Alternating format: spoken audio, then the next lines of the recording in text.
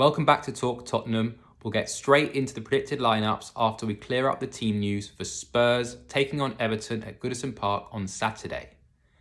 Now, Sarr is back, but Ange said he does need assessing after a long trip back from AFCON, where his country, Senegal, got knocked out by the Ivory Coast on penalties. Sarr played all of the match, plus extra time, and scored in the penalty shootout this week, so he might be a bit fatigued.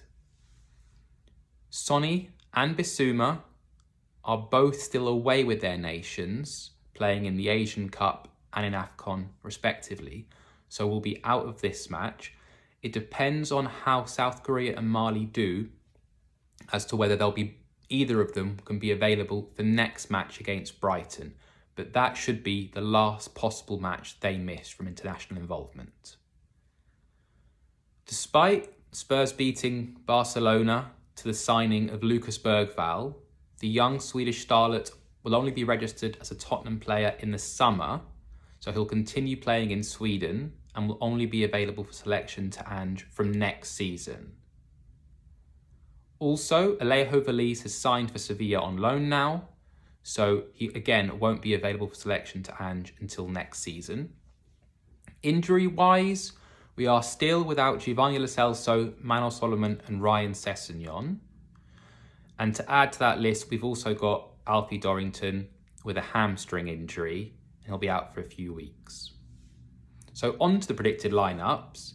Now this is one of the most difficult lineups of the season to predict because the players have had such a short turnaround from playing such an intense match against Brentford on Wednesday night, and then they have to travel to Liverpool to take on Everton in the early kickoff on Saturday. Add to that the fact that a lot of our first team players are still working their way back to their complete peak fitness after big injuries, like is the case for Romero, Van de Ven, Maddison and Bentancur. Plus, Sarr still needs to be checked after returning from AFCON. And Timo Werner has said himself that he didn't get much in the way of game time at the end at RB Leipzig and is still working to be completely at his 100%. So a lot will depend on how the Spurs medical department assess the risks of these players starting again on Saturday. So the team that I'm predicting is based on all of our available players being clear to start with little risk. So it would be Vicario, who's been superb all season, again in goal. A back four again of Porro, Romero, Van de Ven and Udogie. We of course have Emerson, Dragusin and Davis ready to step in should they be needed.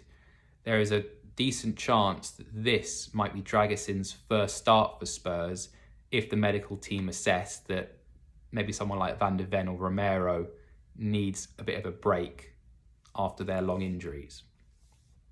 In midfield, this is quite difficult to predict, but if everyone's 100% fit, I think Ange would go for Bentancur in the 6, Sarr back in his 8 role, where he was superb before he left for AFCON, and Maddison in the 10 role.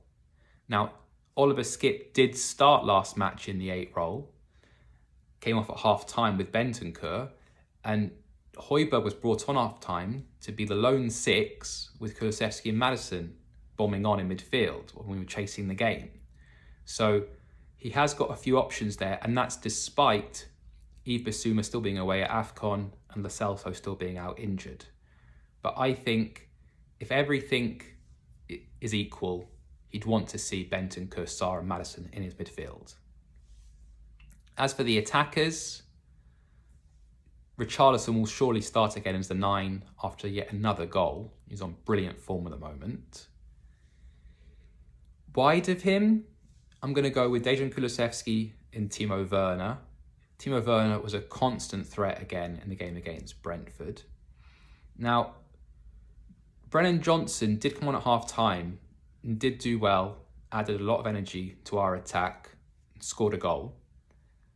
I think he'll start from the bench, but he could easily start to add freshness to the team. What do you think? Who do you think Ange will start, and who would you play against Everton? Thanks so much for watching. Please like and subscribe. And as always, come on you Spurs.